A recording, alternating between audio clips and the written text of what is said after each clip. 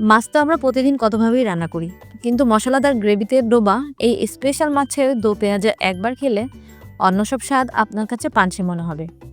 আসসালামু আলাইকুম ভিউয়ার্স, রাহা বাইটস থেকে আমি রাহা বলছি। আজ আমি আপনাদের সাথে শেয়ার করব জিভে জল আনা একদম রাজকীয় স্বাদের একটি মাছের রেসিপি। রান্নার শুরুতেই আমি এখানে 4টি ফ্রেশ মাছের টুকরা নিয়েছি। মাছগুলো খুব ভালো করে ধুয়ে পরিষ্কার করে নিয়েছি। এখন এর উপরে দিয়ে দিচ্ছি আধা চামচ হলুদের গুঁড়ো আর স্বাদ মতো লবণ। হাত দিয়ে খুব যত্ন করে মশলাগুলো মাছের গায়ে ঘষে ঘষে মেখে নিচ্ছি, যাতে ভাজার সময় ভেতরটা একদম লবণাক্ত আর সুস্বাদু হয়। মাখানো হয়ে গেলে অন্তত 10 মিনিটের জন্য এটি পাশে রেখে দিন। এবার চুলায় একটি প্যান বসিয়ে তাতে পরিমাণ মতন সয়াবিন তেল গরম করে নিচ্ছি। তেলটা যখন খুব ভালো গরম হবে তখন সাবধানে মাছের টুকরোগুলো ছেড়ে দিচ্ছি।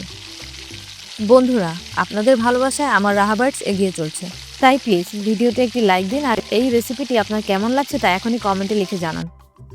মাছগুলো একপাশে ভাজা হতে হতে এই ফাঁকে আমি রান্নার বাকি কাজগুলো গুছিয়ে নিচ্ছি। কয়েকটি একদম তাজা লাল টকটকে টমেটো আমি ছোট ছোট কিউব করে কেটে নিচ্ছি। এই টমেটোগুলো রান্নার গ্রেভিতে যেমন একটা চমৎকার টেক্সচার আনবে, তেমনি স্বাদেও একটা হালকা টক মিষ্টি আবেশ যোগ করবে। টমেটোগুলো কাটতে কাটতে মাছের এক পিঠ কিন্তু খুব সুন্দরভাবে সোনালি হয়ে এসেছে। এখন আমি এগুলোকে খুব সাবধানে উল্টে দিচ্ছি। মাছ খুব বেশি কড়া করে ভাজলে কিন্তু ভিতরে গ্রেভি ঢুকতে চায় না, তাই হালকা লালচে রং হলেই যথেষ্ট।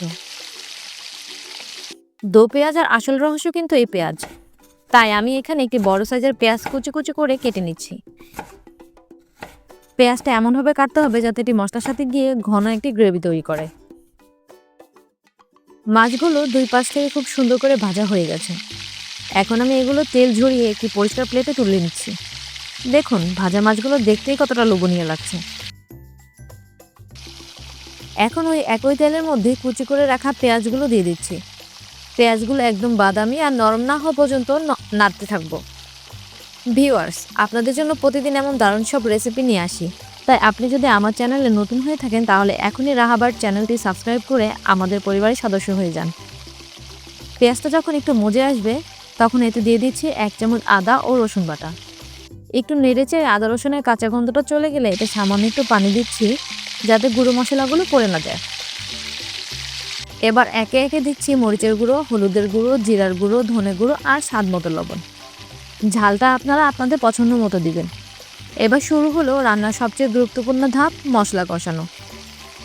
মশলাটা যত ধৈর্য ধরে কষাবেন রান্নার স্বাদ কিন্তু তত বেশি খুলবে। মশলাটা থেকে তেল ছাড়তে শুরু করলে আগে থেকে কেটে রাখা টমেটো কিউবগুলো দিয়ে দিচ্ছি। টমেটো মশলার সাথে ভালো করে মিশিয়ে কিছুক্ষণ রান্না করব, যতক্ষণ না এটি নরম হচ্ছে।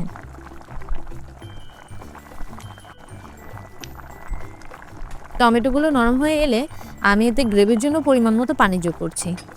ঝোলটা যখন টকবক করে ফুটে উঠবে তখন ঢাকনা দিয়ে ঢেকে 2-3 মিনিট রান্না করব। ঢাকনা খুলে দেখুন মশলা ঘ্রাণে পুরো রান্নাঘর মোমো করছে। এখন ভেজে রাখা মাছের টুকরোগুলো ফুটন্ত গ্রেভিতে খুব আলতো করে ভিজিয়ে দিচ্ছি। চামচ দিয়ে ঝোলটা মাছের উপরে একটু তুলে দিচ্ছি, যাতে মশলাগুলো মাছের ভিতর পর্যন্ত পৌঁছায়। এবার আবার ঢাকনা দিয়ে ঢেকে একদম অল্প আঁচে 3 থেকে 4 মিনিট রান্না করব। এতে করে মাছটা একদম জুসি আর সফট হবে। রান্নাটা প্রায় শেষ। এবার উপর থেকে এক মুঠো তাজা ধনেপাতা কুচি ছড়িয়ে দিচ্ছি। এই ধনেপাতার ফ্রেশ সুঘ্রাণ মাছের দো পেঁয়াজকে নিয়ে যাবে অন্য এক উচ্চতায়। 1 মিনিট দমে রেখে চুলাটা বন্ধ করে দিচ্ছি। তৈরি হয়ে গেল জিভে জল আনা আমাদের স্পেশাল মাছের দো পেঁয়াজা। দেখুন কালারটা কত চমৎকার এসেছে আর গ্রেভিটা ঠিক কতটা লোভনীয় হয়েছে। এটা দেখতে যতটা সুন্দর, খেতেও তার চেয়ে বেশি মজাদার। গরম গরম সাদা ভাতের সাথে এই এক টুকরো মাছ আর মাখা মাখা গ্রেভি, উফ, এক থালা ভাত নিমিশেই শেষ হয়ে যাবে। বাসায় অবশ্যই এভাবেই ট্রাই করবেন আর আপনার অভিজ্ঞতা কমেন্টে জানাবেন। ভিডিওটা ভালো লাগলে লাইক ও শেয়ার করতে ভুলবেন না। রাহা বাইটসের সাথে থাকার জন্য সবাইকে অসংখ্য ধন্যবাদ। আজ বিদায় নিচ্ছি। আল্লাহ হাফেজ।